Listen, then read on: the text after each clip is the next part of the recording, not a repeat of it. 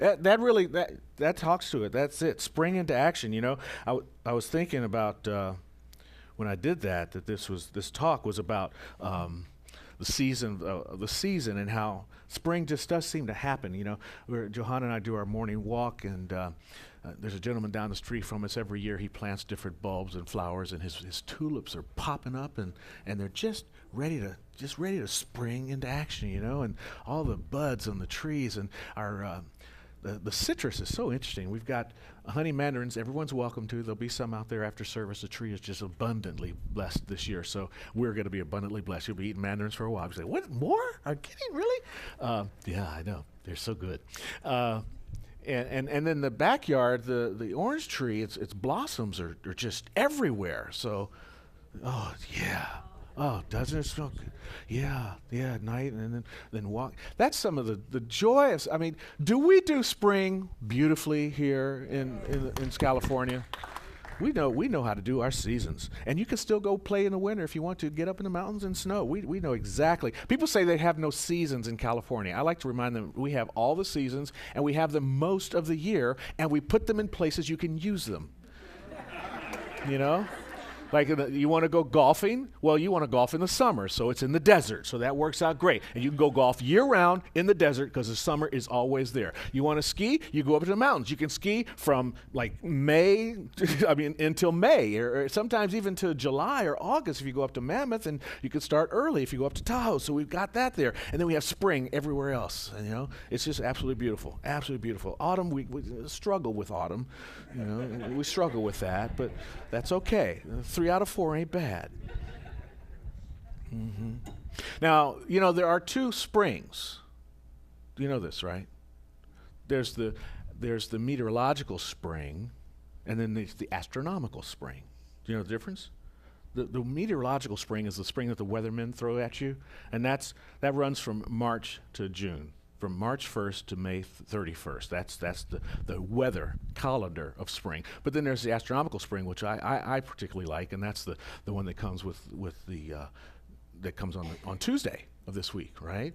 With the equinox, the vernal equinox, will coming up on Tuesday. That's going to run from the 20th of May right to about of March to about the 21st or so of June. All right, so we've got the 2 springs, but they overlap. That's details. But what's really nice about spring, and the word spring, is how much it does. There's so many different ways of spring. It leaps, it suddenly bursts into action, it moves swiftly. It's kind of a cool thing. And, it's also a noun. I'm from Austin. One of the best springs in the whole of America is Barton Springs. Anyone ever been to Barton Springs in Austin? It's in the middle of the city. They have this beautiful spring. Now, Austin doesn't know how to do summer. They don't do it so well. They make it 102 degrees with 102% humidity and no rain falling. So you need Barton Springs because it's at 68 degrees year-round. So in the middle of the summer, you can go to this ice box and swim. It's absolutely beautiful.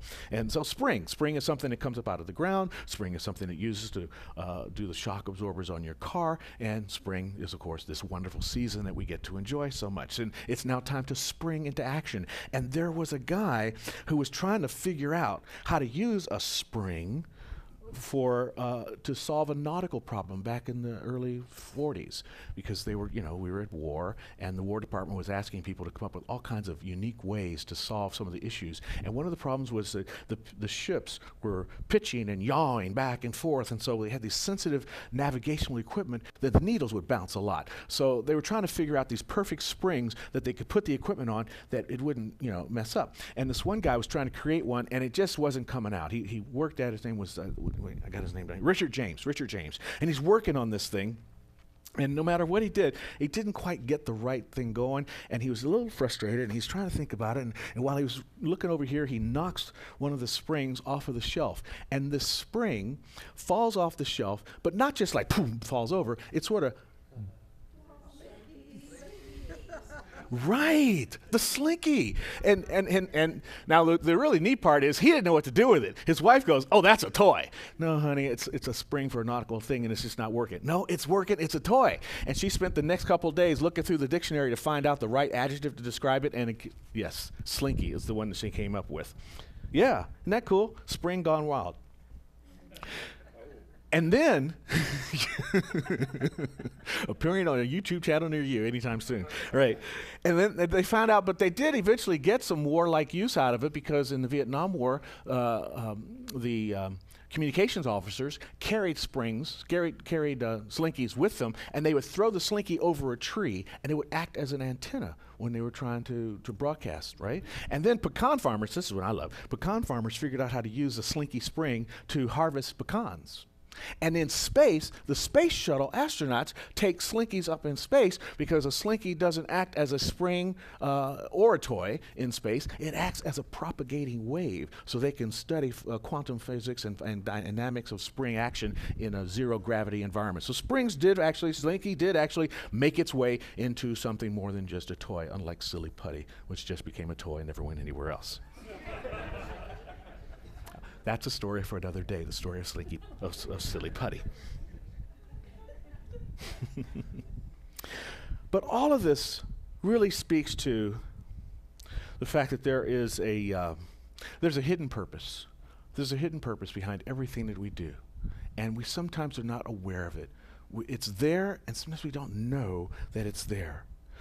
Stephen Hawking this week. Right, so I thought I would look him up and see if he had anything wise to share with us, and imagine that he actually did. Can you imagine that? Check this one out. Consideration of black holes would suggest that God not only plays dice, but also throws them where they cannot be seen.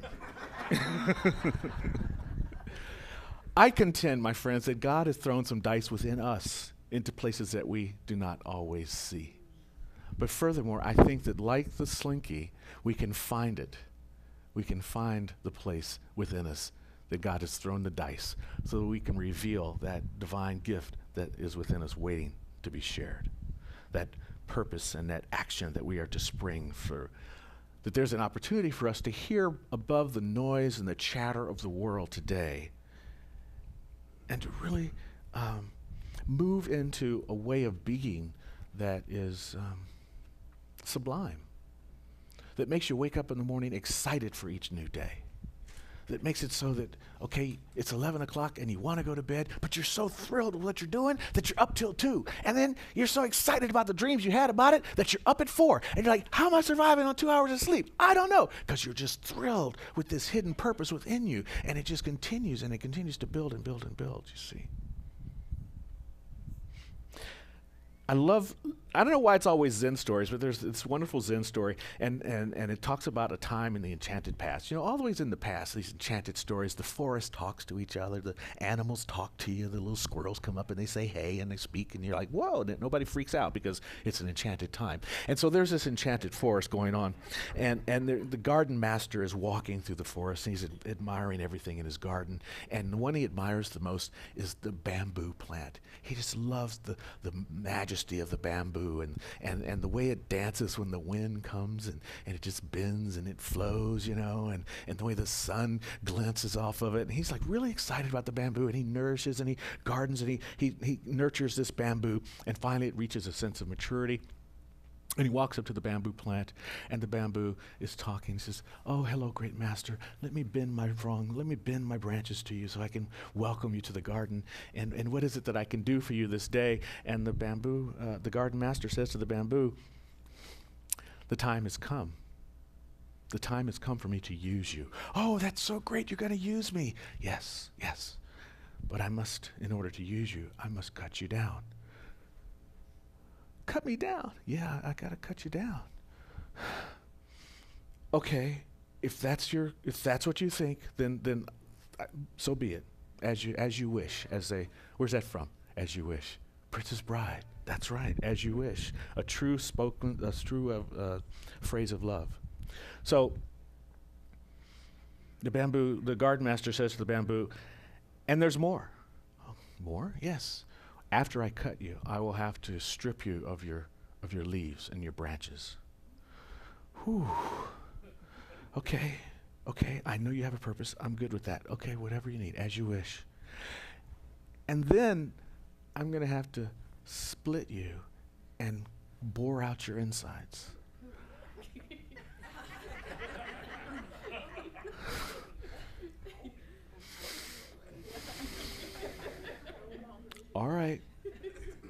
Okay, you're the garden master. So the garden master goes to work. He cuts it down. He splits it. He bores it, cuts it into strips, and carries it out into the field and walks through the forest and up a mountain to a spring. And he takes the bamboo and he lays it in the spring, and another, and another, and another, and another, and another, down to a field where he's planted rice. And he opens up a gate, and the bamboo now irrigates the field, and the field grows rice and provides food abundantly for the village. It's found its hidden purpose deep within. So from its, what appeared to be its brokenness, what appeared to be stressful and strain, oh my God, you're going to cut my branches, you're going to split me in half, you're going to open me up, and then I'm going to become an abundant blessing for the entire village.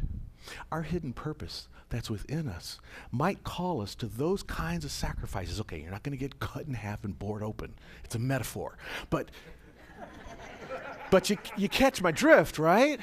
I mean, all of us have within us this hidden purpose that allows us to do something so abundant that we will bless the village. We can be that harvest for the world that we were just talking about in that song.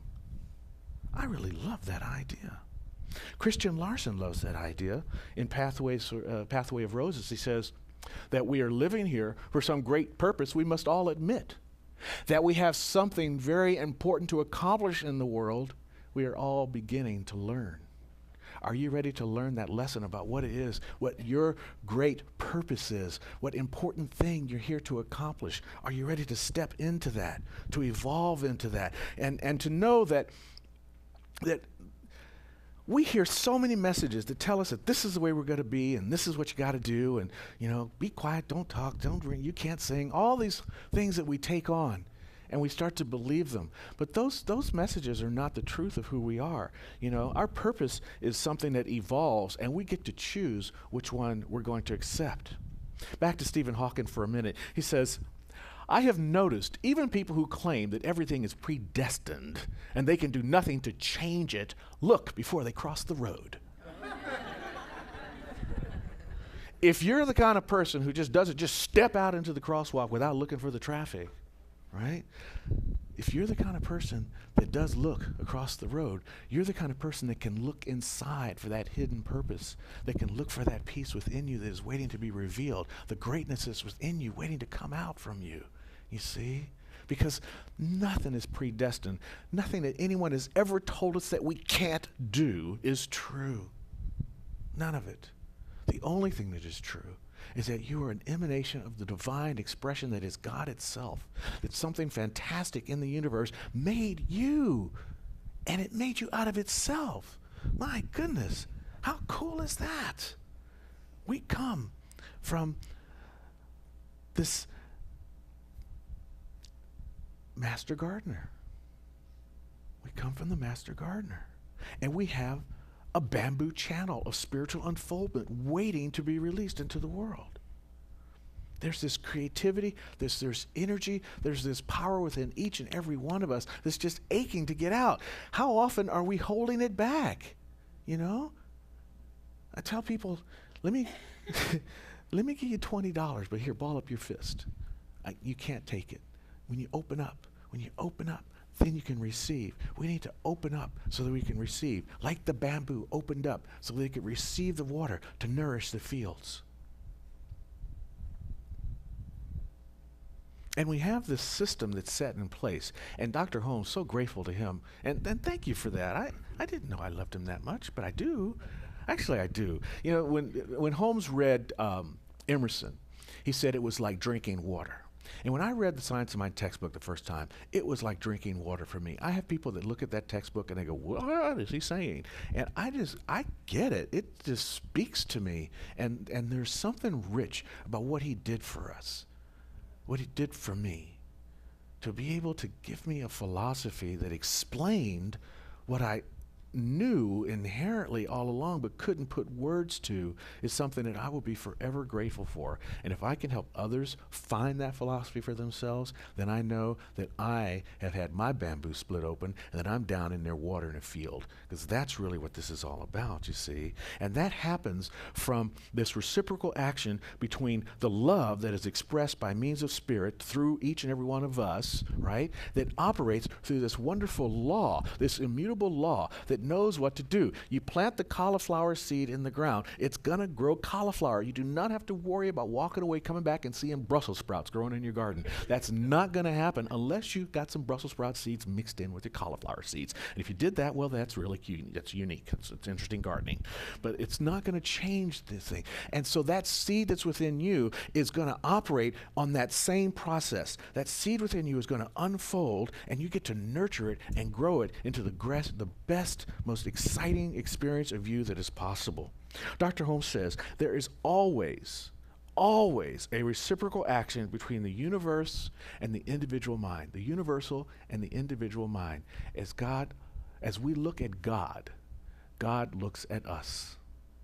Now that last part, I had to sit for like an hour on that one. As we look at God, God looks at us. And here's why I sat for an hour on it. We are the expression of God. As we look at that expression, God is looking back at us. But because we are the experience of God itself, here's where the paradox and the mystery comes in. God is looking at God. As we look at anything out in the world, we are looking at God itself. So we get to ask a question of ourselves. How does God want to treat God? How do you want to treat God when you look out at God? When you're walking down the street and you see somebody coming at you and something in you goes, would God do that to God? How do we want to treat the other? That's some of the stuff we'll talk about in our town hall later. But God looks through us. When we see God in action, we bring a sense of the spirit of spring. We bring a sense of freshness and novelty to the world.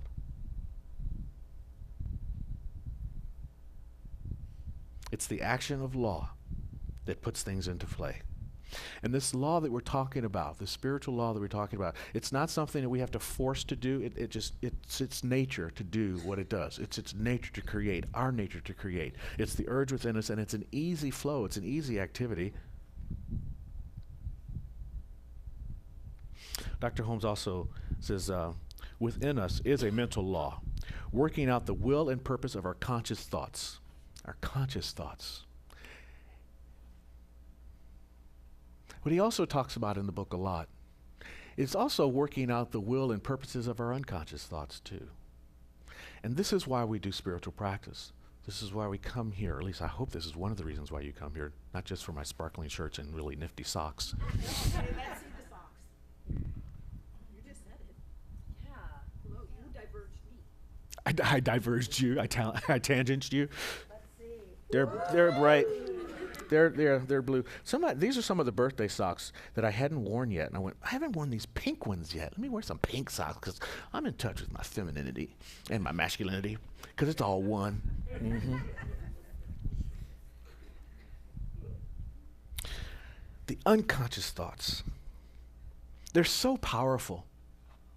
You know, I'm talking about the hidden thing and the hidden purpose within us, and sometimes that hidden purpose stays hidden because of those unconscious thoughts that tell us that we're not good enough, not worthy, not deserving. So when we do our spiritual work, one of the things we get to do in journaling and affirmations is to weed, well, there's a lot of garden metaphor, but it's spring, it's okay, to weed these conscious thoughts, these unconscious hidden beliefs, to really dig deep into them. And practitioners are a really wonderful way to do that. You know, the Sunday service, it doesn't provide enough opportunity to really dive in because no one really comes here for total processing like it's a workshop. But in your classes, with your practitioner, with your prayer partner, on a daily basis, you can whittle away so that the purpose, the divine purpose within you starts to come out. And when it's ready to come out, it's ready to come out right now. There was this monk that this gentleman that decided he wanted to become a monk. So he went to the monastery and he says, I've came here. And he said, why are you here? He says, I've come here because I want a relationship with God. And at that moment, the old monk says, now, now, now.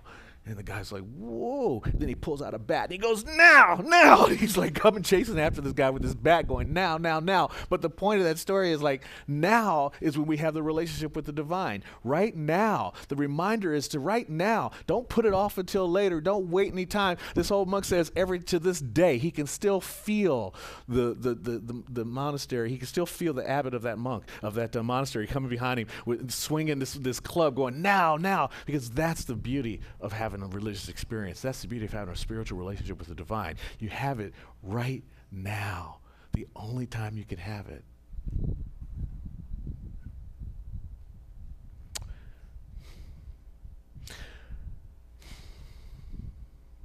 The other thing about having this relationship with the divine, I don't know about you guys, because I know, man, I talk with you on the line. I see you in fellowship after service. So many enlightened souls. It's so cool. But me, man, I got mental storms. I got hurricanes and tornadoes of thought that are rolling around. And sometimes the within ends up being the without. And without spiritual practice, without waking up for an hour and doing the journaling and doing the affirmations and stuff like that, I can't quiet the mind, you know. And so if we can learn to do that, as we learn to quiet the mental storms, then we have a better platform with which to spring into action. One that is more based in peace, in certainty, in a deep sense of faith and commitment to the teachings and to understanding of what makes life work.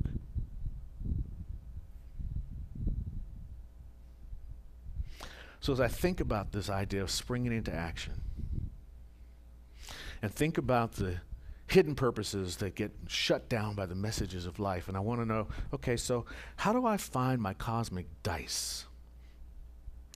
When I'm looking both ways, what am I actually looking for? Obviously, it's not the traffic. I'm not worried about the traffic, not the cars. I'm worried about the traffic of my thoughts. And how do I align them and keep them in the right lanes? What is my plan, and how does its plan spring forth? And I get my answers from the silence.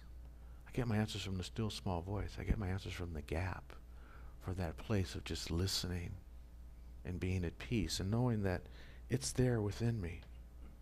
You see, as I do spiritual practices, we do spiritual practice every morning, as I hope you all add more spiritual practice to your life on a regular basis, and not just during the morning, all throughout the day. I mean, spiritual practice is that moment when you see the other and you get to take a breath and go, whoa, there's God looking at God. That's spiritual practice right there. Do it in these small moments, right? Because if we can do it in the small moments, then and in the comfy positions of life, then when it gets challenging, when the storms come up, when the mental activity starts, we're already ready to go. You know, this is why they have the football season and the sports season spread out the way they do. You know, there's the practice time, then there's the preseason, then there's the season. Yeah, and then there's the playoffs, and then there's the championship. Master's looking out to the side because I totally stole that from Master. I totally got that because he used that with the band this week. They were rehearsing. He says, "You can't get there playing at the playoffs. You can't get to the playoffs playing like you did in the preseason." And you know what? You can't get to the playoffs of spiritual enlightenment if you just play at the preseason level either. You know, so practice when things are easy, when the opponents aren't that hard, and then when the life's opponents get a little tougher, you'll be ready to be like that team. The one that didn't win. That wins so often. But you'll be like the championship caliber Super Bowl winning team. You'll be like the Olympic gold medal winners, you know. That's how you get there. So you're ready to act when called. Dr. Holmes says, our mind should swing from inspiration to action, from contemplation to accomplishment, from prayer to performance. Accept your great purpose. Prepare for your accomplishment. And with expectancy and certainty and a deep conviction, you'll be ready to perform and spring into action. And so it is. Mm-hmm.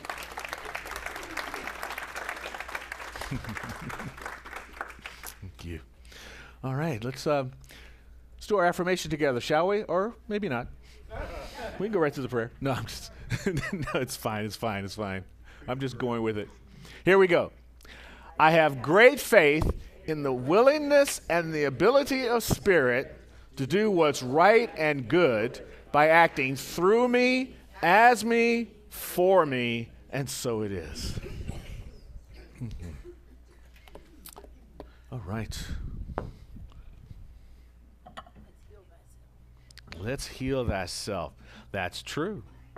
That's true. God talking to God. All right. I see a lot of familiar faces here today. Let's see. Hi, Nels. Yeah, we can just go right to it. We can just jump right into it because we know how we do treatment here, right? Right. Have you got the ideas in mind? Do you know where you want to go and how you want to direct the law in this particular moment? Conscious thought more powerful than unconscious thought. Let's consciously create something fantastic and wonderful for the people in our lives, for the world itself, or for ourselves. And let's begin by speaking out loud. What is your call to prayer?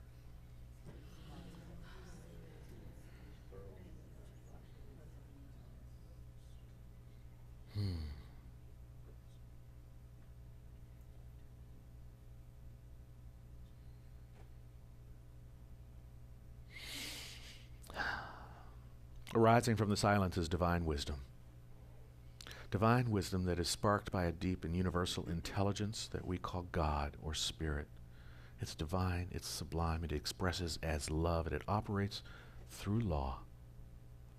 This is the description that we have come to know that helps us to understand the workings of the universe, the science, how things work of the mind. The mind is spirit.